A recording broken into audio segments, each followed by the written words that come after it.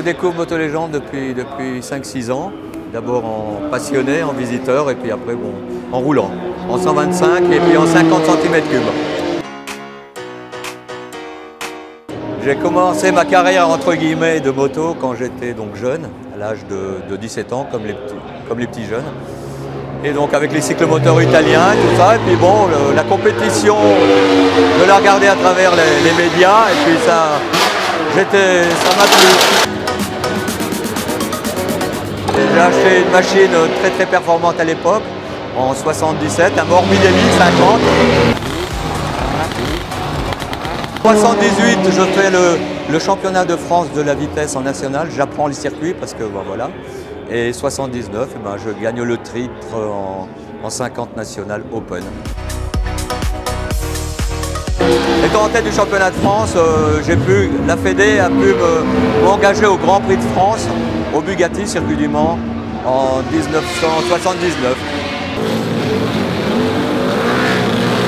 Donc si j'ai un conseil à donner à des jeunes pilotes, c'est d'avoir une bonne structure autour d'eux. Déjà, la première, c'est la structure parentale. Hein, voilà. Et puis la deuxième, c'est essayer de se faire remarquer dans des entraînements, faire des bons chronos, mais bon, les places sont difficiles parce qu'il y a beaucoup de petits jeunes qui fonctionnent très vite.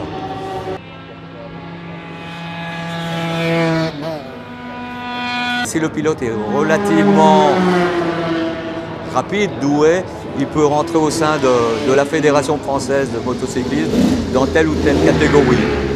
Et donc après, les conseils, c'est le feeling, c'est la chance.